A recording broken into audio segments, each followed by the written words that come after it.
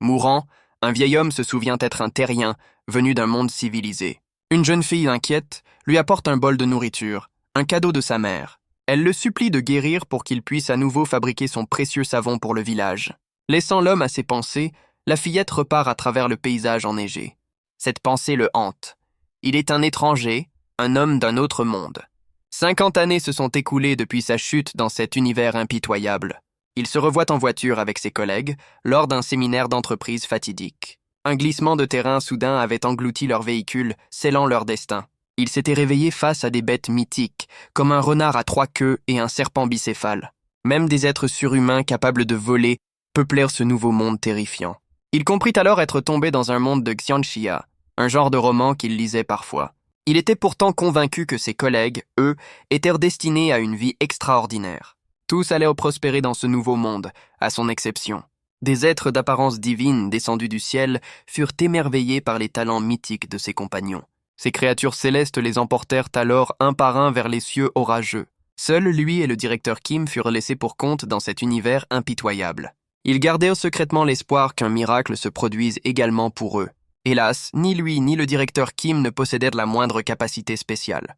Ne connaissant rien à ce monde, ils n'eurent d'autre choix que de se tourner vers les travaux manuels. 6 mois plus tard, à bout de force, le directeur Kim utilisa tout son argent pour un manuel d'arts martiaux de piètre qualité. En 3 mois à peine, le directeur Kim maîtrisa cet art martial, terrassant ses adversaires. Il entra au service de la nation, apprit des techniques supérieures, puis partit à l'aventure. Son ancien patron l'abandonna sans un regard, le laissant seul face à son destin. Le protagoniste se demandait si un miracle pouvait aussi se produire pour lui. Mais jusqu'au bout, ses mains usées par le travail furent la seule chose qui changea. 50 ans plus tard, il n'est plus qu'un vieil homme mourant d'un simple rhume. Pris d'une quinte de toux sanglante, il se rappelle son origine. La terre. Il avait pourtant tout fait pour survivre, apprenant la langue et bâtissant sa propre maison. Son salut financier vint de la fabrication de savon, un produit révolutionnaire dans ce monde. Cependant, même ce modeste succès ne pouvait changer sa condition de simple mortel. Son commerce prit fin lorsque des voleurs lui dérobèrent sa recette et le chassèrent du marché. Rejeté par ce monde, il attendait désormais la mort dans sa cabane isolée. Allongé, mourant, il se demandait ce qu'il aurait pu faire de plus. Le désespoir le rongeait, le goût du sang dans la bouche, impuissant face à son destin. Une larme coula sur sa joue ridée, regrettant de ne pas avoir été choisi lui aussi. Épuisé de se battre, il n'avait même plus la force de garder les yeux ouverts. Sa dernière pensée fut un regret. Si seulement il avait eu un peu de pouvoir, une chance. C'est ainsi qu'il mourut, et que tout recommença dans une lumière aveuglante. Il haleta brusquement, le souffle court, comme s'il revenait à la vie. Stupéfait, il se découvrit jeune à nouveau, portant les mêmes vêtements que le jour de sa chute. Autour de lui, ses collègues se réveillent, tout aussi désorientés, dans ce paysage inconnu. Un éclair de lucidité traverse son regard, la compréhension de sa situation se faisant jour. Il comprend enfin qu'il n'était pas arrivé dans ce monde sans aucun pouvoir. Son véritable talent était la régression, la capacité de revenir au point de départ. Un de ses collègues lui rappelle leur situation, confirmant qu'il est bien revenu au premier jour. Le souvenir du glissement de terrain et de la lumière aveuglante qui les a transportés ici lui revient en mémoire. Il réalise que ce souvenir de 50 ans de sa vie passée ne sera pas une mince affaire. Il réfléchit à la manière d'utiliser ses connaissances, mais tout ce qui lui vient à l'esprit est sa recette de savon. Soudain, son chef de section l'attrape violemment, le sortant brutalement de ses pensées. Sans crier gare, son supérieur lui assène un violent coup au visage. Ses collègues, pétrifiés, assistent à la scène sans un mot. Son supérieur l'accuse violemment d'avoir provoqué l'accident en s'endormant. Il se souvient alors de ce moment précis, ayant oublié jusqu'à son propre titre. Son chef, John Myung-hoon, le menace de le renvoyer, révélant sa nature tyrannique. Il se rappelle que ce chef incompétent n'a obtenu son poste que par népotisme. Le directeur Kim intervient pour le défendre, mais le chef de section, hors de lui, refuse d'écouter. Il se relève et admet s'être assoupi, mais il a une explication à cela. Un flashback révèle la cause de sa fatigue. Son chef lui avait délégué tout son travail la nuit précédente. Le regard durci, il se rappelle que la conduite était à l'origine la responsabilité de son supérieur. Alors que le chef continue sa crise, les souvenirs de ses 50 ans de vie future lui reviennent peu à peu. Il se souvient s'être platement excusé, pensant à tort être le seul responsable. Cette habitude de s'humilier l'a hanté pendant 50 ans, même face à des bandits. Il s'est incliné devant tous, des artistes martiaux moqueurs aux fonctionnaires corrompus. Mais après une vie de soumission, une nouvelle résolution se dessine sur son visage. Sa main se crispe, signe d'une colère longtemps réprimée qui refuse de se taire. Il se redresse, le regard fixe, prêt à confronter son supérieur pour la première fois. Il déclare calmement que ce n'est pas le moment de chercher des coupables. Son chef, stupéfait par tant d'audace, explose de rage face à cette insubordination. Incapable de se contrôler, le tyran tente de le frapper à nouveau. Mais cette fois, il sait qu'il n'a pas à s'agenouiller devant quelqu'un qu'il peut maîtriser. D'un mouvement fluide, il esquive l'attaque et assène un coup de poing dévastateur. Ses collègues, pétrifiés par cette soudaine rébellion, n'en croient pas leurs yeux. Il puise sa force dans le souvenir des innombrables corrections subies dans sa vie passée. Le choc est brutal, projetant le chef en arrière sous la violence de l'impact. Il revit les humiliations infligées par les bandits et les fonctionnaires corrompus. Il domine complètement son adversaire, déchaînant une pluie de coups sans la moindre hésitation. Devant le regard horrifié de ses collègues, il sait avoir acquis une expérience qu'il ne possède pas. Sa cible est précise, car il a appris que frapper les yeux sème la panique chez l'ennemi. Son poing ensanglanté se crispe, se remémorant les mots qu'on prononce instinctivement après une telle correction. Son supérieur, vaincu, ne peut que supplier, inversant complètement la dynamique du pouvoir. Il se souvient n'avoir jamais eu de talent mythique ni d'arts martiaux extraordinaires. Mais il réalise qu'il possède désormais quelque chose de bien plus précieux, le pouvoir de changer son destin.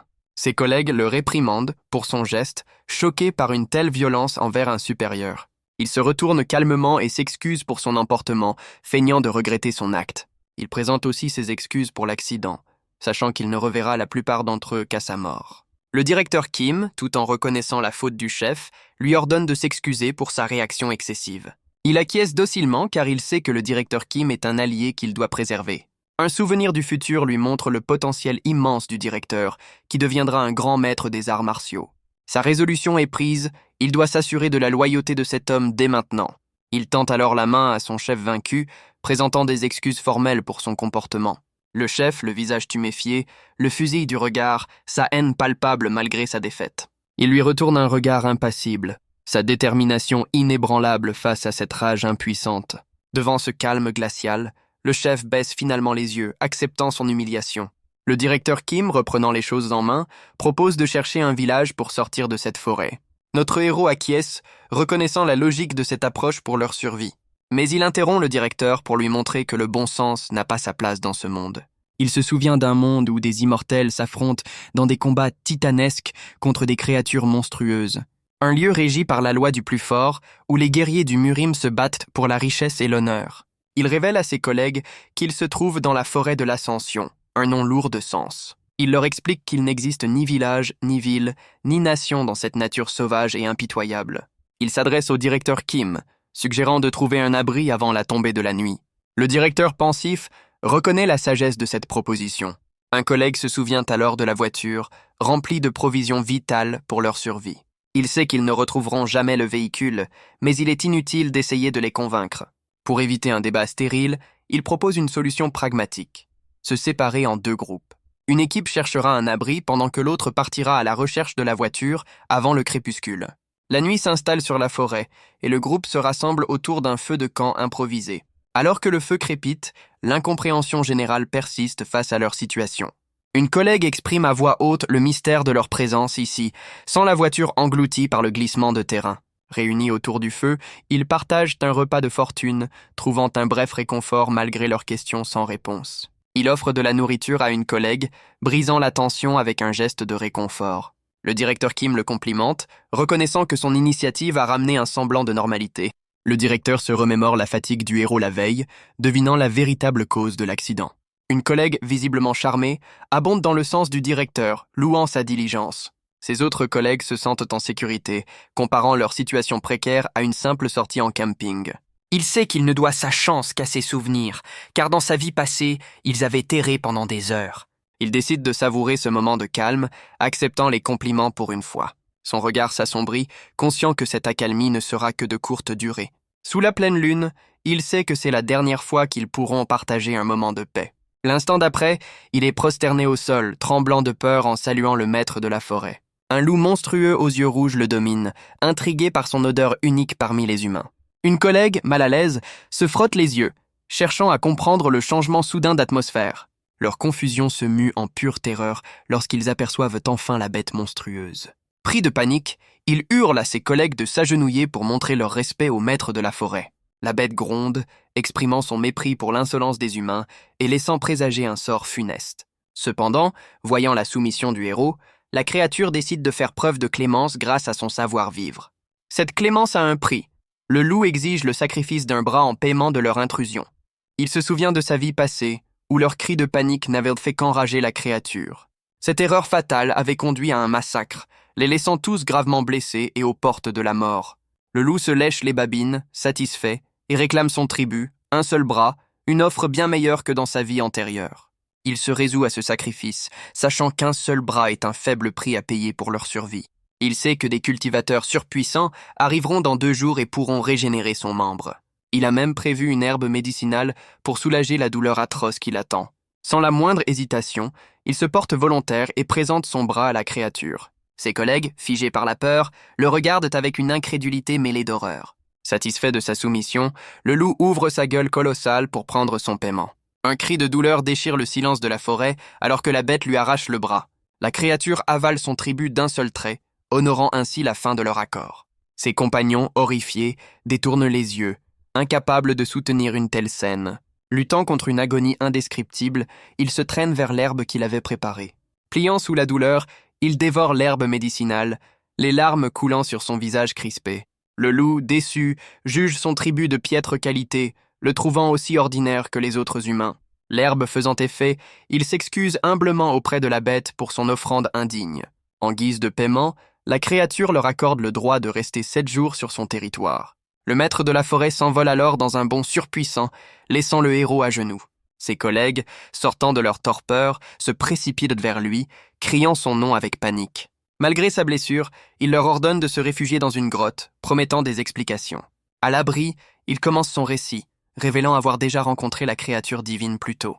Ses paroles provoquent une onde de choc, le mot Murim résonnant dans leur esprit incrédule. Le directeur Kim réalise avec effroi qu'ils ont été transportés dans le monde martial des légendes. Il leur explique que son sacrifice leur a acheté 1 semaine de sécurité, mais son collègue s'inquiète déjà de la suite. Le héros, à bout de force, annonce qu'ils devront faire un autre sacrifice pour survivre. Face à l'horreur de ses collègues, il prétend être fatigué et s'isole pour se reposer. Pendant ce temps, une lune étrange et inquiétante, semblable à un œil, observe la forêt. Un des collègues est réprimandé pour son ingratitude envers celui qui a sacrifié son bras pour le groupe. Le héros, qui feignait de dormir, leur demande froidement qui sera le prochain à offrir un de ses membres. Le chef de section Jeon propose alors un plan. Profiter des connaissances du héros pendant 1 semaine. Il suggère ensuite de le désigner à nouveau comme sacrifice, arguant que sa blessure le condamne de toute façon. Ayant tout entendu, le héros se relève, le regard glacial, déçu par la nature humaine. Il comprend avec dégoût que ses collègues complotent pour le sacrifier, membre par membre, chaque semaine. Il ramasse une lourde pierre, une idée sombre germant dans son esprit. Le chef de section Jeon continue de manipuler les autres, ignorant le danger qu'il court. Le héros songe qu'avec son expérience passée, il pourrait facilement éliminer le traître d'1 seule main. Ses collègues, encore sous le choc, semblent écouter attentivement le plan égoïste de Jeon. Son regard se durcit alors qu'il pèse le pour et le contre de commettre l'irréparable. Il repose finalement la pierre, choisissant la patience plutôt que la vengeance immédiate. Il s'éloigne, comprenant que la peur a paralysé leur jugement et qu'il ne doit pas briser la confiance du directeur. Se retournant, il lance un avertissement glacial à Jon, lui rappelant une précédente correction. Avec un sourire forcé, il prétend comprendre leur confusion, masquant sa véritable colère. Le lendemain matin, une nouvelle journée commence dans cette forêt hostile. Il se souvient d'un serpent à 2 têtes qui, contrairement au loup, ne demandait qu'un peu de sang. Le chef, se sentant redevable, se porte volontaire et retrousse sa manche pour l'offrande.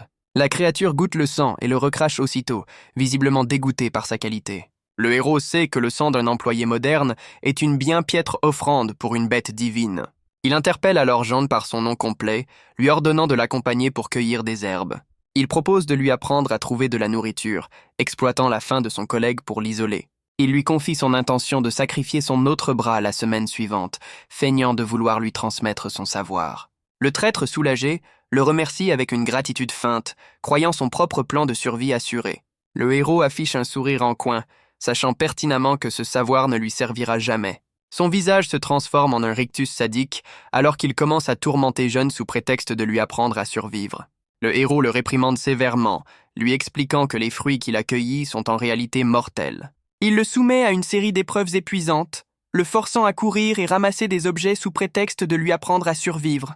À bout de souffle, John s'effondre et supplie pour une pause, exténué par la recherche incessante d'herbes. Le héros révèle froidement qu'il ne fait que lui rendre la monnaie de sa pièce pour les brimades subies à l'entreprise. En creusant, John découvre avec stupeur une racine géante à la forme étrangement humaine qu'il prend pour du ginseng. Il brandit la racine, abasourdi par sa taille et sa ressemblance avec un ginseng sauvage légendaire. Le héros, imperturbable, corrige son collègue, révélant qu'il s'agit en fait d'une racine de bambou jaune. Il explique que l'énergie de ce monde permet à ces racines, normalement minuscules, d'atteindre une taille prodigieuse. Cette plante, bien qu'inutile aux grands maîtres, est un trésor pour augmenter l'énergie interne des artistes martiaux, comme le directeur Kim. Voyant l'avidité de Jon, le héros lui ordonne d'utiliser sa propre chemise pour transporter les précieuses racines. Le héros sent qu'il est temps de rentrer, observant une lueur étrange à l'horizon. Soudain, une explosion d'énergie fulgurante déchire le ciel nocturne. Au campement, 2 des collègues s'effondrent au sol, hurlant de douleur sous l'effet de l'énergie. Le reste du groupe est pris de panique, totalement désemparé face à la souffrance de leurs compagnons. 3 mystérieuses silhouettes apparaissent dans le ciel, l'une d'elles déclarant avoir trouvé un talent brut. Les employés, terrifiés, interrogent du regard ces êtres surpuissants qui se disputent déjà leur sort. L'un des maîtres révèle que seuls 3 d'entre eux possèdent des racines spirituelles, les autres n'étant que de simples mortels. L'homme en robe dorée manifeste une sphère d'énergie foudroyante, prêt à tester les élus. Il déchaîne sa puissance sur le chef de section jeune, qui est instantanément englouti par la foudre. Le maître, satisfait, identifie le potentiel de Jon, mais une femme mystérieuse s'avance, réclamant son tour. La femme mystérieuse se tourne vers une autre employée, qui s'effondre à son tour, la tête entre les mains. D'un geste de son instrument, elle déchaîne une vague d'énergie sombre pour tester le potentiel de sa nouvelle cible. Elle exulte en découvrant que la jeune femme possède une rarissime racine spirituelle de type yin. C'est alors que le 3e maître atterrit lourdement, faisant trembler le sol sous son poids. Il pose sa main sur le directeur Kim, révélant que ce dernier possède un corps sacré unique. Le colosse déclare avec ferveur qu'il prendra les 3 élus comme disciples, leur promettant de changer le monde. Le directeur suffoque sous la pression écrasante du maître, comprenant que refuser n'est pas une option. Mais la femme en noir l'interrompt, tentant de débaucher les recrues pour sa propre vallée fantomatique. Pour les convaincre, le géant leur promet l'immortalité, la puissance et des richesses inimaginables. Pendant que les maîtres se disputent, un des employés non élus les supplie de les sortir de cette forêt mortelle. Le maître en robe dorée débouche une fiole de jade, libérant une vapeur curative. Il toise l'employé avec un mépris glacial, le jugeant indigne de ce lieu sacré. Le colosse remarque le bras manquant du héros, apprenant qu'il l'a sacrifié de lui-même.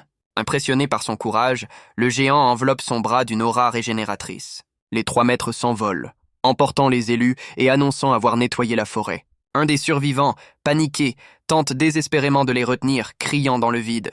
Mais les maîtres disparaissent dans le ciel nocturne, sourds aux supplications des mortels. Le héros se souvient avec amertume d'un abandon similaire, où ils furent ignorés comme des insectes. Il contemple sa main entièrement restaurée, seule maigre consolation de cette rencontre. Tandis qu'une lueur fend la nuit, la frustration des survivants éclate face à leur sort. Un survivant observe des lueurs étranges traverser le ciel, se demandant ce qui se passe à l'horizon. Le lendemain, une tempête violente s'abat sur la forêt, plongeant le campement dans une atmosphère sinistre. L'une des employées gît au sol, affaiblie et crachant du sang, son état se dégradant rapidement. Paniquée, sa collègue implore l'aide du héros, cherchant désespérément un remède pour la sauver. Le héros lui répond froidement d'attendre, suggérant avec un calme déconcertant qu'une aide providentielle pourrait survenir. Les autres survivants sont abasourdis par sa réponse énigmatique et son manque d'empressement. C'est alors qu'une silhouette élégante fait son entrée dans la grotte, interrompant leur désarroi. Un homme à l'aura imposante apparaît, comparant avec mépris leur sort à celui de fourmis au milieu d'un combat de dragons. Terrifié, un des employés l'interpelle, tandis que le héros reste stoïque en arrière-plan. L'inconnu révèle son identité avec un sourire suffisant. Il est le roi dragon des mers, Seo Weol. Le héros comprend avec stupeur que la tempête est contrôlée par une force extérieure. Le roi dragon révèle être venu enquêter sur l'origine de la tempête, qu'il attribue à l'employée inconsciente. Il s'étonne qu'une simple mortelle puisse manier une telle puissance de manière totalement involontaire. Le héros rétorque que ce sont eux les plus désemparés, voyant leurs compagnons enlevés les uns après les autres. Amusé par cette histoire, le roi dragon éclate d'un rire tonitruant. Il résume la situation avec un sourire en coin, soulignant l'étrange timing de ses enlèvements. Seo Weol souligne sa propre arrivée opportune juste devant la femme au centre de ce mystère. Avec un regard perçant, il demande au héros s'il a la moindre idée de l'endroit où il se trouve. Il leur révèle qu'ils sont sur le chemin de l'ascension, une passerelle vers le royaume supérieur. Dans quelques mois, une faille dimensionnelle, la porte de l'ascension, s'ouvrira précisément à cet endroit. Le roi dragon explique que tous les 1000 ans, d'innombrables êtres surpuissants se rassemblent ici pour l'ascension. Un employé, perplexe, rappelle que les maîtres précédents voulaient recruter ses collègues dans leur secte. Il se demande alors comment il pourrait les rejoindre si les maîtres s'apprêtent à quitter ce monde. Seo Weol rétorque avec condescendance que ce concept est bien trop complexe pour de simples mortels. Il révèle une technique permettant de miniaturiser des objets et de les stocker dans des artefacts magiques. C'est ainsi que les maîtres emportent leurs sectes entières avec eux lors de leur voyage vers le royaume supérieur. Il dévoile alors son propre trésor, un château sous-marin abritant 1800 dragons endormis. Le héros et son collègue sont abasourdis par cette révélation défiant l'entendement. Le roi dragon se penche sur la femme inconsciente, intrigué par son potentiel extraordinaire pour son clan. Alors qu'il s'apprête à l'emporter, un survivant se précipite pour l'en empêcher, criant son nom. Le roi dragon immobilise l'employé d'un simple regard, le punissant pour son intervention. L'homme gémit de douleur, écrasé par la puissance invisible de son adversaire. Tenant la jeune femme, le roi dragon annonce qu'il la transformera en l'un des siens pour le bien de tous. Il se tourne vers eux avec un sourire suffisant, leur offrant un conseil teinté de menaces. Le héros est également mis à terre, tandis que son collègue subit les terribles conséquences de sa question. Il se détourne, expliquant avec arrogance qu'il leur a répondu par pure générosité. Il leur rappelle que la plupart des êtres de son rang les auraient tués sur le champ pour une telle impertinence. La tempête redouble de fureur, le ciel se zébrant d'éclairs alors qu'il s'apprête à partir. Le roi dragon révèle sa véritable forme, un gigantesque dragon bleu qui s'élève au milieu des éclairs. La tempête s'estompe, révélant un ciel clair et un survivant qui constate amèrement que tous les autres ont été enlevés. La directrice Kim peine à comprendre la cascade d'événements surnaturels qui les a frappés. Elle éclate d'un rire nerveux, réalisant que ses collègues ont été enlevés par des êtres mythiques. Le héros s'approche pour la réconforter, posant une main apaisante sur son épaule. L'autre survivant la supplie de ne pas se faire enlever à son tour, craignant pour sa propre vie. Il avoue qu'il ne pourrait survivre seul dans cette forêt si elle venait à disparaître. Le héros annonce alors avec un calme déconcertant que leur temps est malheureusement écoulé. Soudain, la directrice pousse un cri de douleur, son visage se tordant d'agonie. Elle s'effondre au sol en se tenant la tête, tandis que son collègue panique face à cette nouvelle crise. Une nuée d'oiseaux s'envole brusquement des arbres, fuyant une menace invisible. Alors que l'homme s'inquiète, le héros confirme avec assurance que ce qu'il attendait est enfin là. Un vieil homme sinistre, juché sur une bête mécanique, s'étonne de trouver des mortels sur le chemin de l'ascension. Il en déduit avec un rire suffisant qu'ils ont été piégés dans une tempête spatiale, se félicitant de son génie. Flottant jusqu'à eux, il demande d'un air menaçant qui a émis la puissante aura qu'il a ressentie. Son visage se tord en un rictus dément, se demandant si cette énergie digne d'un sage provenait de la femme à terre. L'employé tente de s'interposer pour protéger sa directrice, mais l'inconnu frappe le sol de sa canne. Une force invisible les projette violemment en arrière, les séparant de la directrice. Le héros tend la main, impuissant, alors qu'il est projeté loin de sa supérieure. Les deux hommes sont violemment repoussés, laissant la directrice seule face au vieil homme. Le héros se rattrape au sol, amortissant la chute de son collègue qui le remercie sous le choc. L'employé découvre le dos ensanglanté du héros, qui le rassure stoïquement malgré sa terrible blessure. Le vieil homme propose à la directrice de la prendre sous son aile, promettant d'éveiller son potentiel caché. En larmes, la jeune femme murmure le nom de ses collègues, incapable de les abandonner. L'inconnu est agacé par son attachement à ses liens terrestres, malgré sa généreuse proposition. Pour la convaincre, il utilise une force invisible pour étrangler le héros et son collègue, les soulevant dans les airs. Désespérée, la directrice le supplie de les épargner, prête à accepter n'importe quelle condition.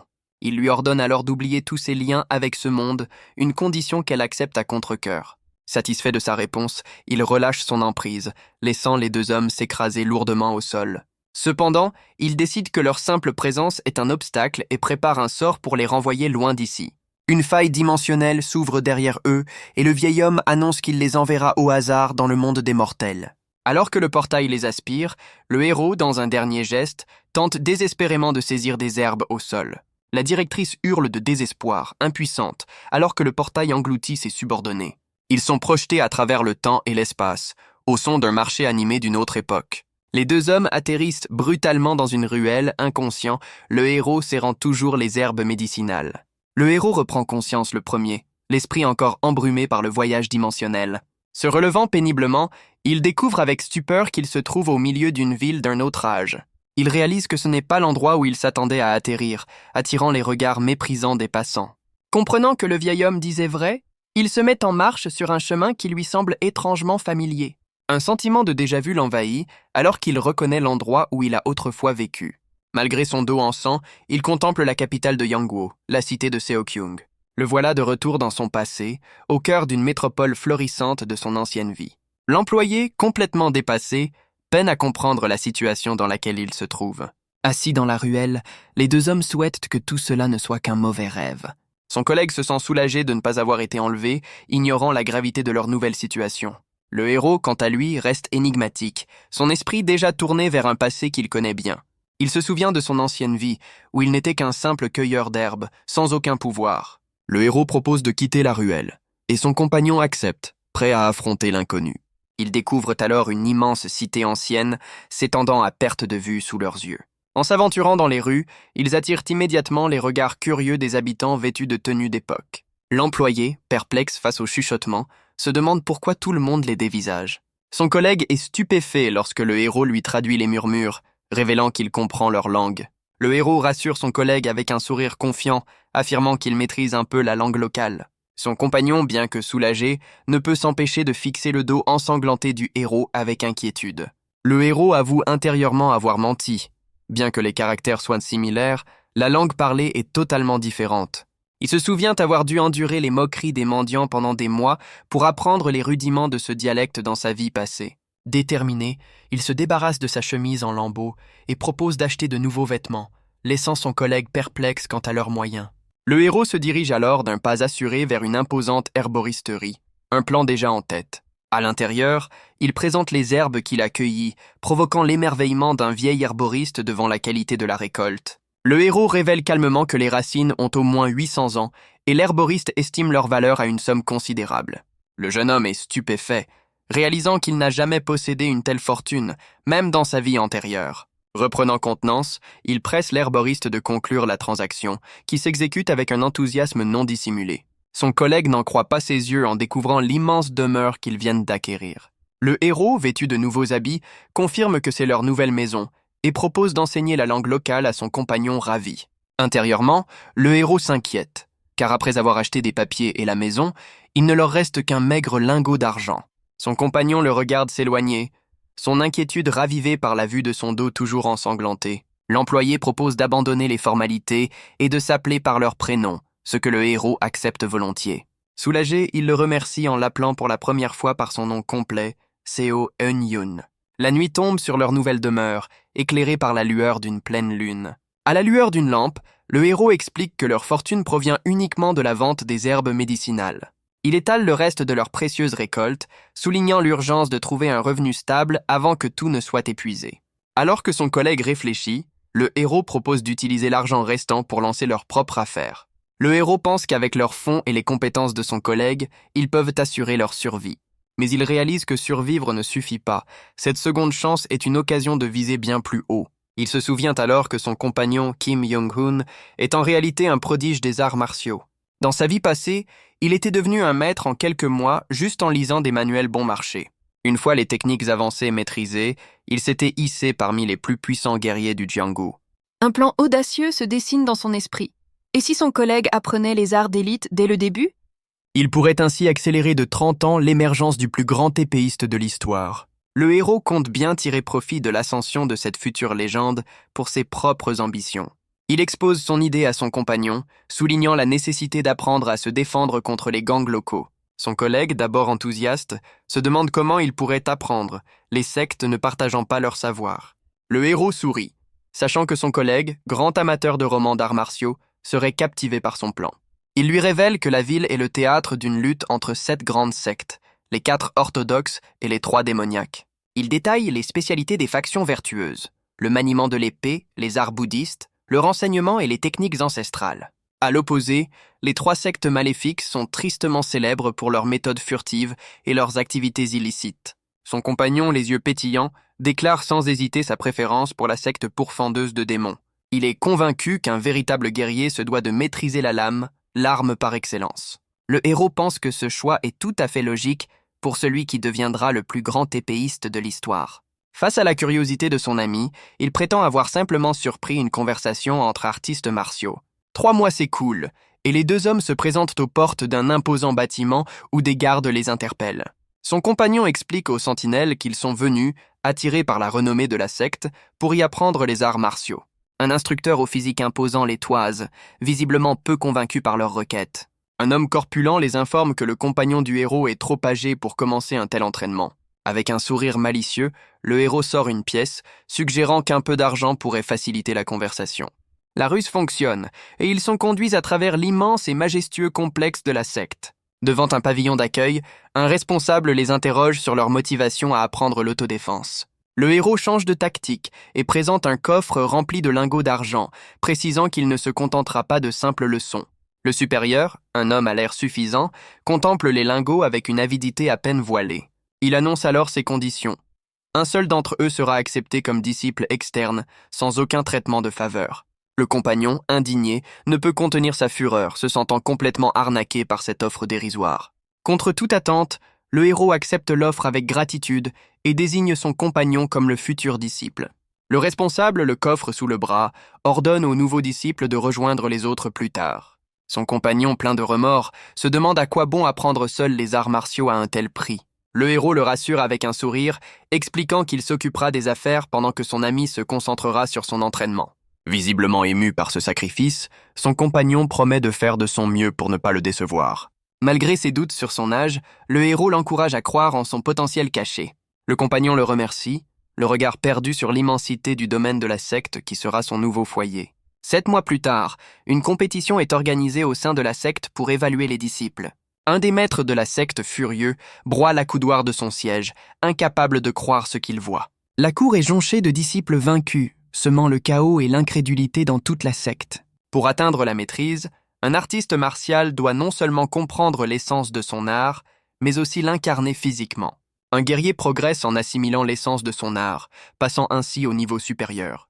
Mais pour aller plus loin, il faut redoubler d'efforts, un défi que les disciples enragés lancent à cet intrus. Certains talents, cependant, se moquent des conventions et franchissent les étapes à une vitesse fulgurante. La secte pourfendeuse de démons, la plus grande de la ville, est justement réputée pour former de tels prodiges. Pourtant, c'est un étranger qui vient de mettre à terre les disciples d'élite de cette illustre institution. En seulement 7 mois, le compagnon du héros est devenu un guerrier de premier ordre, maîtrisant la technique ultime de la secte. Les maîtres sont abasourdis, car un tel niveau n'est normalement atteint qu'après des années d'efforts collectifs. L'humiliation est totale. Un disciple externe a surpassé leur tradition, faisant honte à toute la secte. Incapable de supporter cet affront, le chef de la secte ordonne la capture immédiate de ce prodige insolent. De tous les balcons et coursives, les disciples convergent pour exécuter l'ordre et maîtriser l'intrus. Le héros observe avec satisfaction le chaos qu'il a semé en seulement 7 mois. Pendant ce temps, son compagnon est consigné dans ses quartiers, soupçonné d'être un espion. Le héros, lui aussi arrêté, se demande pourquoi il est suspect, alors qu'il ne connaît aucun art martial. Son ami imperturbable continue de s'entraîner, s'étonnant du calme apparent du héros. Le héros évoque les châtiments réservés aux espions, conscient que des gardes les surveillent. Le prodige interrompt son mouvement, la lame figée, reconnaissant la gravité de leur situation. Pourtant, il est plus excité que jamais, sentant qu'il est sur le point d'atteindre un nouveau palier de puissance. Le héros est abasourdi par la vitesse de progression de son ami, réalisant qu'il a créé un véritable monstre. Après le niveau de guerrier de premier ordre, se trouve le sommet martial, un stade de maîtrise ultime. Ce rang n'est atteint que par les plus grands maîtres et chefs de secte, une élite d'à peine 1 millier de personnes dans tout le pays. Le sommet martial est considéré comme l'ultime étape, car nul ne parle jamais de ce qui se trouve au-delà. Le héros se réjouit, car à ce rythme, l'avènement du plus grand épéiste sera avancé de 40 ans. 7 jours plus tard, dans leur quartier, la situation a encore évolué. Son compagnon médite, une puissante aura bleue l'enveloppant, formant 3 fleurs de lotus au-dessus de sa tête. Il expire lentement, libérant une fumée d'énergie pure, signe de l'achèvement de sa percée. Le héros reconnaît avec stupeur la manifestation des 3 fleurs, un phénomène réservé aux maîtres du sommet martial. Le nouveau maître se lève, confiant, affirmant avoir franchi la barrière et ne plus craindre le chef de la secte. Le héros est bouche bée, admettant que le talent de son ami dépasse de loin tout ce qu'il avait pu imaginer. L'épéiste, lui-même impressionné, réalise que sa passion d'enfance pour les arts martiaux cachait un véritable don. Leurs réflexions sont interrompues par l'arrivée de gardes qui les sommeillent de se présenter. Un garde lit l'ordre du chef de la secte: détruire le noyau de qui de l'espion qui a volé leur technique. Le nouveau maître esquisse un léger sourire, nullement impressionné par la sentence. Le héros, encerclé, tente de calmer la situation en niant les accusations d'espionnage. Un garde le fait taire d'un coup de poing, l'accusant d'avoir parlé dans un langage codé. La main de son compagnon se crispe sur la garde de son épée, prêt à intervenir. D'un geste fulgurant, il désarme un premier assaillant qui s'effondre au sol. Le garde hurle de douleur, son poignet maintenant hors d'état de nuire. L'épéiste contemple sa lame, songeur, se remémorant que cette secte fut sa première. Un autre garde, fou de rage, lève son sabre pour venger son camarade. En un instant, le maître neutralise tous les gardes dans un tourbillon de lames et d'énergie. Pris de panique, les gardes survivants réalisent qu'ils font face à un maître du sommet et s'enfuient pour alerter leur chef. L'épéiste, dominant la scène, annonce son intention de visiter d'autres sectes et interroge le héros sur ses propres plans. Le visage tuméfié, le héros accepte de le suivre et suggère de se rendre dans une célèbre secte non orthodoxe. Son compagnon accepte, assurant qu'il s'occupera personnellement des anciens et du chef de la secte pour couvrir leur fuite. Le duo s'enfonce alors dans d'imposantes chaînes de montagnes, marquant le début de leur nouvelle aventure. Arrivé au sommet d'un pic, l'épéiste attend son compagnon avec un air amusé, son épée encore marquée par le combat. À bout de souffle, le héros peine à escalader la falaise, reconnaissant que la vitesse de son ami est surhumaine. Il songe avec amertume à la façon dont ce monde impitoyable a transformé son ami pour assurer leur survie. Sa nostalgie s'intensifie, et il rêve de pouvoir un jour retourner à sa vie simple sur Terre, loin de cet univers de combat. Poursuivant sa difficile ascension, son unique et profond désir est de pouvoir un jour rentrer chez lui, sur Terre. Le héros se résigne à leur sort, comprenant qu'ils doivent désormais faire avec les moyens du bord. Le récit nous ramène dans le passé, où le directeur Kim a pris le contrôle du bastion du dragon combattant après une trahison. Pendant 2 ans, il a parcouru le pays pour défier et vaincre de nombreuses sectes. La 3e année, sa conquête s'est achevée en détruisant les emblèmes de toutes les sectes rivales. Sa renommée de plus grand artiste martial lui a permis d'unifier les factions pour former l'Alliance martiale. 7 ans plus tard, une relation fraternelle s'était nouée entre le directeur Kim et le compagnon du héros. Le directeur a même créé un art martial sur mesure pour lui, l'épée tranchant la montagne. Il espérait qu'en maîtrisant cette technique, son disciple atteindrait le sommet martial. Le jeune homme a compris que cette technique, couplée à la méthode du chi de la veine du dragon, était un art de premier ordre. Cependant, un problème inattendu est survenu durant son entraînement, le laissant à terre. Le directeur Kim, déçu, fait face à son disciple à terre, lui reprochant son manque de talent. Le jeune homme est anéanti, prenant conscience de sa terrible inaptitude pour les arts martiaux. Malgré un enseignement sur mesure du plus grand maître, il n'a atteint que le 3e rang en 1 an. Se relevant péniblement, il se résigne, supposant que ses dons se trouvent peut-être dans la médecine. Il accepte que chacun possède ses propres talents, contemplant le siège de l'Alliance martiale. 10 ans plus tard, un jour fatidique allait tout changer. Par curiosité, il jette un œil dans les quartiers privés du directeur. Il y découvre son maître en pleine méditation, baignant dans une aura d'une puissance inimaginable. Le disciple reconnaît avec stupeur un état légendaire, la convergence des 5 énergies vers l'origine. Sous ses yeux, le directeur Kim transcende les limites du connu, son corps irradiant une lumière divine. Le directeur Kim lève les bras, absorbant une énergie cosmique qui le submerge complètement. Une onde de choc doré projette violemment le disciple au sol, incapable de résister à une telle puissance. Stupéfait, le jeune homme reconnaît un visage familier au cœur de cette lumière divine. L'être qui se tenait à la place de son maître arbore un sourire suffisant, comme s'il attendait cette réaction. Il révèle un corps entièrement nouveau, fruit d'une métamorphose légendaire, la restructuration squelettique.